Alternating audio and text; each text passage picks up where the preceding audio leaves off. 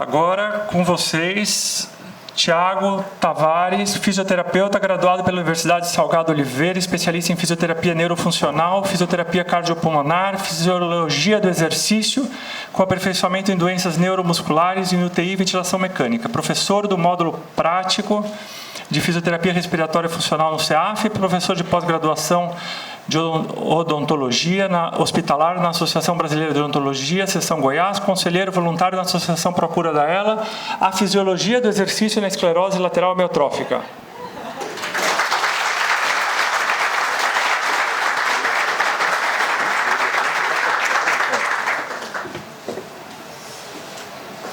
Bom dia. Vocês estão com verme, eu quero ouvir bom dia. Aí, agora melhorou. Galera, uma satisfação muito grande estar aqui para poder falar para vocês. Muitos rostos do ano passado, muitos rostos novos. Significa que a gente está conseguindo se manter. Graças a Deus. E vamos estar aqui, vamos discutir, vamos atuar, porque se nós estamos aqui, nós não somos raros. Eu concordo, eu trabalho com vocês. Se a gente existe, a gente não é raro. Se a gente não é raro, nós merecemos viver e viver com qualidade, sem sofrimento. Então, por isso, a gente está aqui hoje para trabalhar. Então, vamos lá. Gente, a fisiologia do exercício na esclerose lateral amiotrófica. O que a gente precisa entender da fisiologia? A fisiologia é a área do estudo responsável pela análise do funcionamento químico, orgânico, mecânico e bioquímico de um ser vivo. Gente, a fisiologia é como funciona, entender o normal, para aí sim intervir naquilo que é anormal. Ok, mas em que a ela e a fisiologia elas vão se relacionar? A gente tem que entender como funciona aquilo que é fisiológico, aquilo que é normal. A partir do momento que eu entendo o que é normal, eu vou partir para o patológico, aquilo que é, entre aspas, anormal, aquilo que está modificado. E só assim propor uma intervenção precisa e correta, respeitando toda e qualquer individualidade e particularidade do paciente. O Jorge acabou de falar para vocês, a cada 3 meses, estão achando, a cada tempo relativamente curto, mutações diferentes. Então, você muito dificilmente vai encontrar um paciente que evolua de maneira uniforme com outro paciente. Cada paciente está evoluindo de uma maneira diferente. Evolui de uma velocidade diferente, membros diferentes e com muitas particularidades. Então, a prescrição do exercício ela vai ser muito individualizada. Gente, olha essa figura. Um senhor sedentário, uma criancinha desnutrida, um paciente cadeirante e um lutador. O que eles têm em comum? Eles têm em comum que, atualmente, cada situação eles encaram como normal. Para o sedentário, é normal não fazer exercício e comer. Para aquela criancinha, ela provavelmente já nasceu desnutrida, aquele é o estado de normalidade dela. Para aquele paciente que está na cadeira de rodas, se ele não nasceu daquela forma, agora ele está encarando aquela forma, entre aspas, normal para ele. E para o paciente, um lutador, por exemplo, uma pessoa mais forte, aquele é um ambiente considerado normal para ela. E dentro da normalidade, eles vão encontrar adaptações. É a fisiologia, ele vai se adaptar. Então, cabe a gente se adaptar ao paciente e propor uma conduta. Não é o paciente que vai se adaptar ao que eu vou propor. Eu vou me moldar à situação do paciente, considerando toda e qualquer individualidade.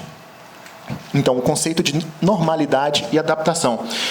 Eu acredito que vocês que têm ela, o conceito de normalidade, entre aspas, está diferente. Vocês andavam, vocês cantavam, vocês trabalhavam e hoje as coisas estão mais difíceis.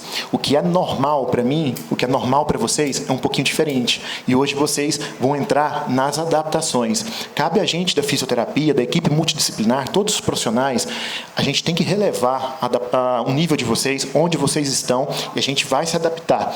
Não é você que vai se adaptar a mim. Então a gente tem que estar 2 passos à frente da doença para o paciente não encontrar de forma traumática toda e qualquer perda que ele vai encontrar durante a caminhada na ela. A Organização Mundial de Saúde define o conceito de saúde como não apenas a ausência de doença, mas como a situação de perfeito bem-estar físico, mental e social. Gente, o paciente de ELA, para estar bem, ele não tem que estar apenas com o bem-estar e com a parte física boa. Ele tem que ter a parte mental e social. Parte psicológica, a gente tem que considerar de forma global, trabalhar com o conceito de multidisciplinaridade. Então, gente, o que eu queria falar para você dentro da fisiologia do exercício? A esclerose amiotrófica é simpática. Simpática, né? Que termo nojento. Vocês vão entender o porquê que ela é simpática. Gente, dentro do sistema nervoso, a gente tem algumas subdivisões. O que me interessa falar para vocês hoje é uma subdivisão do sistema nervoso periférico. Ele vai se subdividir em somático e autônomo. E dentro do autônomo, nós temos o simpático e o parasimpático. O sistema nervoso simpático, ele estimula de forma excitatória. Ele vai liberar catecolaminas, aquilo que a gente chama de dopamina, noradrenalina, adrenalina. Ele regula a pressão arterial, prepara o corpo para grandes atividades de elevado gasto energético. E quem tem predomínio simpático morre mais cedo e morre em repouso. Então, o que eu quero dizer para vocês? O paciente que tem ela, ele tem predominância, tem características simpáticas. Ele é um paciente que, mesmo sentado, mesmo deitado, ele está gastando muita energia. Ele é um paciente que se cansa rápido. E o sistema nervoso simpático é o responsável por controlar a pressão, frequência respiratória e cardíaca. Então, olha que lasqueira. Você já está gastando muito sem fazer nada. Mesmo sentado e deitado, você está tendo um gasto energético alto. Vocês, grande parte, eu acredito que tomam Riluzol. Vocês concordam? O Riluzol, ele diminuir a excitabilidade, a evolução da doença, ele tenta frear. A evolução da doença de vocês, às vezes, é muito mais rápida. Então, o que eu estou querendo falar de forma resumida? Que se a gente não fizer exercício, mesmo com Riluzol, a doença vai evoluir mais rápido. Se você ficar parado com um bundão, deitado na cadeira, na cama, sem fazer nada, eu vou falar rasgado, vocês vão morrer mais rápido. Não interessa qual estágio da doença, tem que se mexer. Não interessa se você foi diagnosticado hoje, ontem, vai ser diagnosticado amanhã. Não pode ficar parado, porque a doença tem um gasto calórico, energético e uma demanda metabólica muito alta. Então tem que se mexer. Quanto maior o tempo acamado, maior a ativação simpática. Então, quanto mais tempo você ficar parado na cadeira, na cama, e não fizer nada, mais rápido a doença vai evoluir, porque ela já tem uma característica excitatória. E tem um sistema nervoso parasimpático, que ele é antagonista, ele é o contrário. As duas funções, elas vão ocorrer ao mesmo tempo. Um sistema atua de uma maneira e o outro de outra. Eles são antagônicos. Estímulos inibitórios e prepara o corpo para conservar energia e repor estoque energético. Elevado gasto calórico, alta demanda metabólica e fadiga precoce, que eu acabei de falar para vocês. Por isso que a gente tem que se mexer.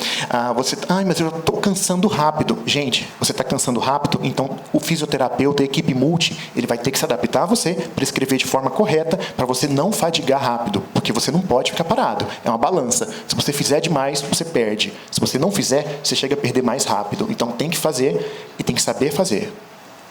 Resumindo, o paciente com ela tem predominância simpática e tem tendência a liberar mais adrenalina, aumentando mais facilmente a frequência cardíaca e respiratória, com fadiga mais rápida, que somada com a evolução fisiopatológica da doença, vai causar um sedentarismo crônico e síndrome do imobilismo. Esse aqui é o que mata o paciente dela.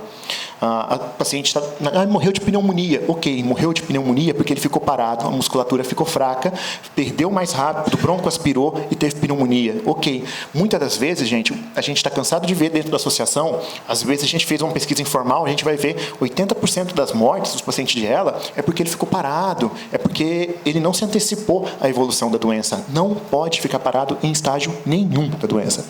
A imobilidade no leito vai favorecer o déficit e a atrofia muscular por desuso, diminuindo ainda a intolerância ao exercício. Então, se você já está parado e não faz, quando você for fazer, você vai ficar mais cansado ainda. Então, diagnosticou hoje, já começa a fazer amanhã.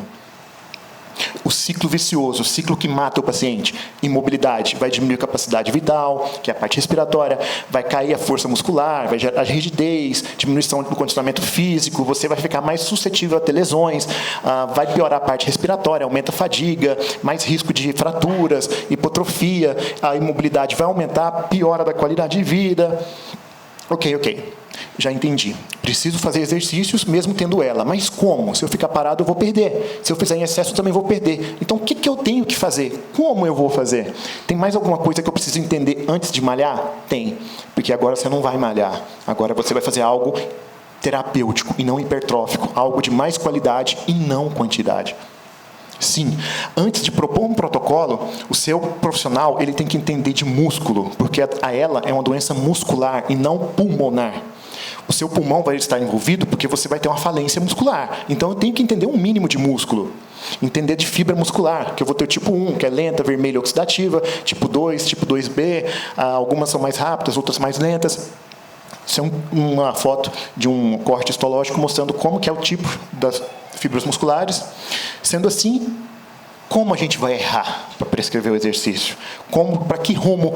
O que eu preciso fazer para errar? Eu não quero que vocês errem. Então, eu quero mostrar para vocês que o paciente de ELA, ele não é uma receita de bolo. O paciente de ELA não é a mesma coisa que eu vou propor para você, que eu vou propor para ela. Porque deu certo em você, não é que necessariamente vai dar certo nela. Então, ele é individual, totalmente individualizado. O que eu poderia propor? Você chega para mim, eu vou te levar para fazer musculação. Gente, o paciente de ELA pode fazer musculação? Não ouvi. Não. Então, é mais individualizado ainda. Se eu fosse errar com vocês, eu iria propor um treino com uma frequência cardíaca máxima, uma frequência cardíaca de repouso, uma tolerância à intensidade. Geralmente, para um paciente sedentário que não tem ela, a gente propõe com 50% a 70% da capacidade máxima dele. Para um paciente que já faz exercício, a gente propõe 60% a 80% da capacidade máxima dele. Só que esse tipo de paciente aqui, ele não tem ela. E aí eu vou propor isso para um paciente de ela, eu vou matar o paciente de ela. Por exemplo, um homem com 40 anos, que tem uma frequência de repouso de 62 batimentos por minuto e que tem um máximo de frequência de 173, eu poderia muito bem fazer essa continha e propor um treinamento para ele com uma frequência mínima de 128 batimentos, uma máxima de 151, com 5 minutos de aquecimento, 30 a 40 minutos perto do máximo e depois 5 de desaquecimento. Gente, se eu for fazer isso, essa receita de bolo, se o seu profissional, se qualquer pessoa te propor isso, eu não estou querendo ser antiético, por favor, mas é porque vocês não são um bolo. Não pode ser igual para todo mundo, é individual. Por isso que tem que passar numa equipe multidisciplinar. É completamente diferente o treino de um paciente para outro. Se eu fizer aquilo que eu mostrei para vocês, eu vou cair na fadiga. Eu vou fadigar, a doença vai evoluir mais rápido. Como eu posso avaliar? Eu tenho que avaliar para gerenciar minha terapia e aí sim eu me adaptar ao seu estágio evolutivo da ELA. Avaliar e questionar durante as terapias. A gente da fisioterapia, por exemplo, a gente usa algumas escalas para saber em que índice de fadiga que você está, para diminuir a intensidade da minha sessão ou cessar a terapia para evitar perdas. Gente, você não pode sair da sua sessão de fisioterapia mais cansado do que você chegou. Se você saiu mais cansado daquilo que você chegou, alguma coisa está errada. Porque não é carga, não é quantidade, é qualidade. Pode influenciar negativamente a parte muscular e respiratória e pode ser avaliada por escalas. Essa aqui, por exemplo, a escala de fadiga severa, é um exemplo de como a gente pode avaliar essa fadiga. Gente, por que eu não quero que vocês fadiguem? Vocês estão percebendo a primeira foto e a segunda? Isso é morte do neurônio. Aquele primeiro exercício que eu mostrei para vocês, que eu prescrevi de forma errada de propósito, se eu fizer uma receita de bolo para vocês, olha o tanto de neurônio que a gente tinha lá em cima, olha como é que ficou embaixo. Você perdeu o neurônio, você perdeu a junção neuromuscular, você perdeu fibra, a doença evoluiu, porque você tratou de maneira errada, porque você fez receita de bolo. Então, se você chega em algum lugar X para tratar, eles te avaliam de forma errada, não passam na equipe multi, eu vou errar em tudo com você, eu vou estar achando, você também vai estar achando que está tratando correto, quando no ambiente neuronal, na verdade, que era aquele de cima, vai ficar desse jeito aqui embaixo, e a doença está piorando. Com tantas particularidades e precauções, como deve ser prescrito o exercício? Já cansei de falar e vou repetir. De forma individualizada e multidisciplinar. Você não pode passar só pelo físio, só pela fono. Você tem que passar por praticamente todos os profissionais da área da saúde. Então, gente, o paciente não é receita de bolo, mas ele é o dono do pedaço. Porque o foco é o paciente. Eu tenho que respeitar o paciente e, de forma individualizada, prescrever o exercício em cima disso. Equipe multidisciplinar e uma boa comunicação dessa equipe é o segredo do sucesso no paciente. Se os seus terapeutas, eles se comunicam, se eles têm uma linha tênue, se eles conseguem pensar de maneira mais uniforme, a comunicação fica mais fácil e o sucesso é mais fácil. O sucesso, a gente vai entender o sucesso. Então, você tem que ter uma equipe que pensa de forma mais uniforme, que saiba trabalhar, que queira trabalhar e que não tenha ego para o paciente ter sucesso. O que a gente precisa? Uma avaliação no médico, uma avaliação respiratória, motora, da fono, da nutri, do TO, da parte de psicologia. Gente, paciente que está com a parte mental ruim, o que eu falo, paciente estressado, a doença evolui mais rápido. E aí, evoluindo mais rápido, o ambiente oxidativo vai piorar, ela vai evoluir mais rápido, a gente vai ao óbito se a gente não está com a parte mental boa. Então, tem que passar por todo mundo e tem que estar bem em todas essas partes para a gente ter uma terapia bacana. Não tendenciar mais para uma área, porque senão a gente não vai evoluir bem no nosso tratamento. Gente, é uma doença evolutiva. Então, a cada 3, 2 meses, 1 mês ou semanas, a gente tem que reavaliar e readaptar a conduta. Eu estou com um paciente X há 1 ano, e há 1 ano estou com a mesma conduta, está errado. Porque a gente está cansado de ver doenças que evoluem de forma mais rápida, e você está com a mesma conduta, e você não se adaptou, não mudou, você está perdendo seu paciente, porque você continuou na receita de bolo, não se adaptou e a doença evoluiu. Então, avaliação contínua para readaptação de conduta. Dentro da avaliação motora, gente, respeitar o paciente. Eu tenho um paciente, por exemplo, o cara é pintor, o cara tem uma função X, eu tenho que respeitar o paciente. Ele quer tratar aquilo para manter aquilo, eu tenho que respeitar o gosto do paciente. O paciente em primeiro lugar, sempre. Um exame físico, um exame de amplitude de movimento, respeitar a fadiga, avaliar essa fadiga, avaliar e tratar a dor. Equilíbrio estático e dinâmico, meu equilíbrio parado durante a marcha, coordenação, avaliar essa marcha, avaliação de postura, que influencia muito na mecânica respiratória, fluxo, atrapalha demais a postura se estiver ruim, a parte da fono, deglutição. Avaliar as atividades diárias do paciente. Dentro da questão de força muscular, gente, a gente avalia geralmente a cada 3 meses. Pode ser antes disso, porque às vezes algum paciente evolui mais rápido. É um parâmetro de evolução da doença. Se ele está fadigado, se ele está perdendo força, a gente usa a perda de força como um parâmetro de evolução e velocidade da doença. Avaliar por grupos musculares e funções, porque força não é sinônimo de função. É difícil a gente ganhar força no paciente de ELA. É praticamente improvável. Caso você mantenha ou tenha ganhado alguma coisa, não é porque você ganhou que a função manteve ou vai se manter. Então, força não é a mesma coisa que função. Avaliar a amplitude de movimento, gente. Constante avaliação dos movimentos, verificar possíveis deformidades, avaliar se há necessidade de cirurgia, porque a gente sabe do risco que é uma anestesia num paciente de ELA. Se é o caso de imobilizar, usar uma tala, porque se eu imobilizar meu paciente, eu posso perder a força daquele segmento e aí eu vou perder aquele segmento. Usar órtese, cuidado demais com luxação na hora que a gente vai transferir o paciente da cadeira para o carro, saber levantar, porque o cuidador, às vezes, levanta errado, ele pode machucar o paciente e também pode se machucar. O cuidador e o parente, ele tem que se cuidar para cuidar do paciente, porque senão, ele não se cuidando, ele não vai dar conta de cuidar daquele paciente ou daquele parente. Dor. Gente, a dor, ela acaba com o paciente de ELA. Ela faz a doença evoluir mais rápido. Ela é incapacitante. Então, o paciente de ELA não pode ficar com dor. Um exemplo rápido, eu tive um paciente com uma unha encravada, galera. E essa unha dele encravou e ele parou de andar. Enquanto ele não resolveu o problema da unha, ele não voltou a andar. Então, a dor é altamente incapacitante e deve ser resolvida de forma rápida. É um sintoma subjetivo, depende de uma causa. Eu não tenho que tratar a dor, eu tenho que melhorar aquela causa da dor. Mau posicionamento, às vezes acontece com a transferência errada, falta de mobilização, tem que ser combatida e pode influenciar no estado de tensão muscular. Pode ser avaliada por escalas. A gente tem algumas escalas para poder avaliar essa dor. O interessante é que o paciente não tenha dor. Esse aqui é um artigo bastante importante da característica da dor na esclerose lateral amiotrófica, que geralmente é muito relativa, varia muito a característica de um paciente para outro, pode ocorrer em qualquer estágio, diminui qualidade de vida e gera depressão. Presente praticamente em 72% a quase 80% dos casos de paciente de ELA, ele vai ter dor em algum momento da doença. Muito comum na região lombar, pescoço, ombro, cotovelo, quadril. Resumindo, pode acontecer dor em qualquer lugar do corpo. Ocorre por diferentes causas, exigindo um tratamento específico. Muito cuidado com as drogas para dor, viu, galera? A gente sabe, a gente já debateu no grupo, tem que tomar cuidado. Só um médico pode prescrever medicamento. A gente tem que tomar muito cuidado com aquilo que a gente receita, porque nós não somos médicos e a gente não avaliou para receitar, a gente não pode. Então, um médico que tem que avaliar, ele que vai receitar o medicamento, o melhor medicamento para o melhor estágio e para aquele tipo de dor. A dor gera imobilidade, fraqueza, a fraqueza gera complicações secundárias e o paciente pode ir a óbito, porque ele ficou com dor e a gente perdeu ele por conta de uma causa boba. Então, gente, dentro da mobilidade funcional, eu tenho que avaliar a funcionalidade desse paciente, eu posso usar várias escalas para avaliar essa funcionalidade. O gasto energético, questão de marcha, será que ele não está gastando muita energia, está ficando cansado por uma coisa boba? Eu tenho que saber avaliar essa questão para readaptar o paciente. Às vezes, usar alguns dispositivos auxiliares. Quando eu vou entrar com andador? Quando eu vou entrar com cadeira de rodas? Quando eu vou entrar com algum dispositivo para evitar risco de queda e para gastar menos energia? Então, quais são os maiores objetivos da fisioterapia motora dentro da fisiologia? Prevenir atrofia ou retardar essa atrofia por desuso e prevenir danos por uso excessivo. Você não pode ficar parado, mas se você fizer demais, também vai perder. Prevenir deformidade, manter marcha, reduzir gasto energético, adaptar o paciente nas diferentes fases da doença. Eu não estou querendo adaptar o paciente à conduta. Eu estou querendo prevenir o paciente de uma perda provável.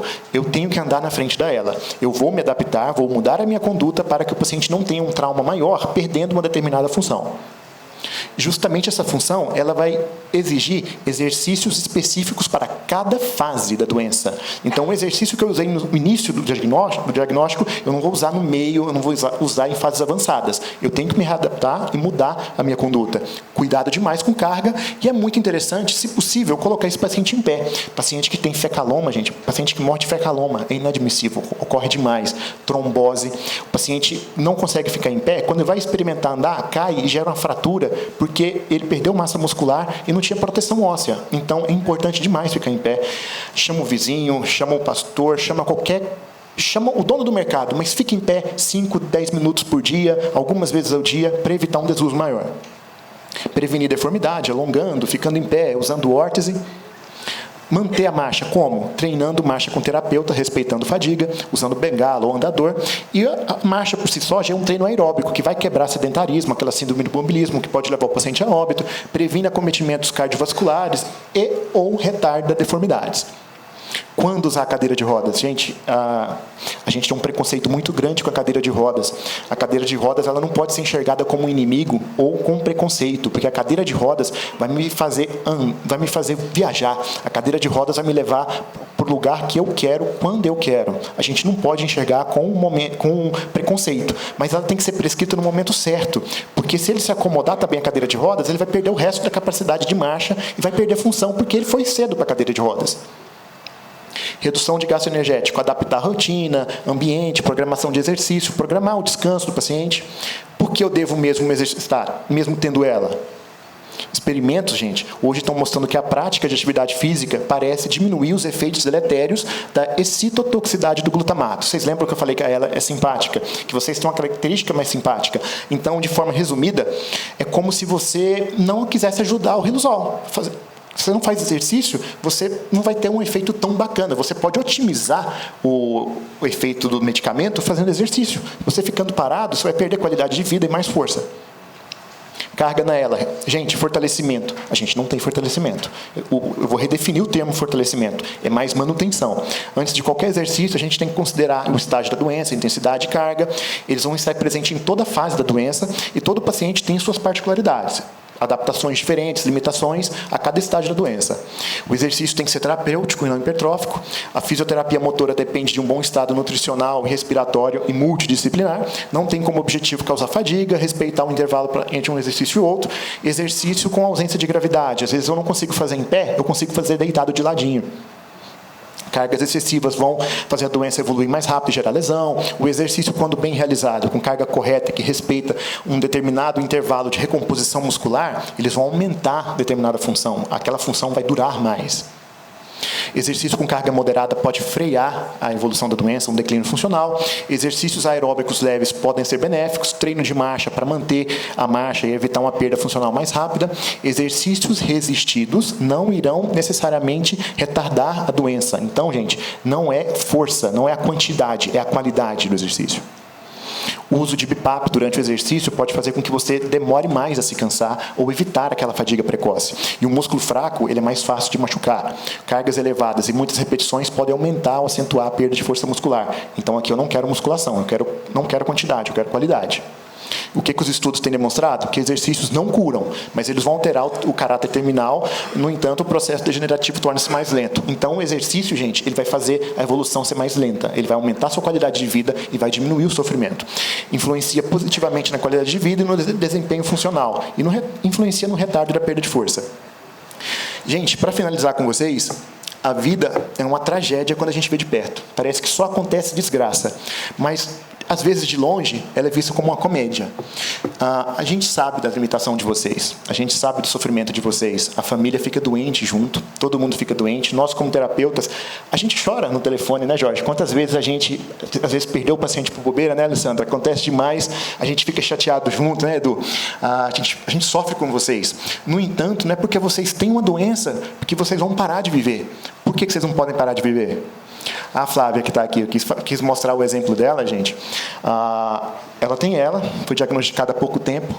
Ela é artista plástica e não é porque ela tem ela que ela desistiu da vida. Ela está se adaptando e está mantendo a função. A família dela, com 2 filhinhos bonitinhos. Vocês vão ver o quadro dela, a gente vai estar na rifa. Por favor, compre a nossa rifa. Ajude a gente a ajudar vocês. A Flávia está se adaptando, está 2 passos na frente dela. E não é porque ela teve ela que ela perdeu a função dela. A família dela, olha o que ela fez para a gente. Ela se adaptou ao filho dela.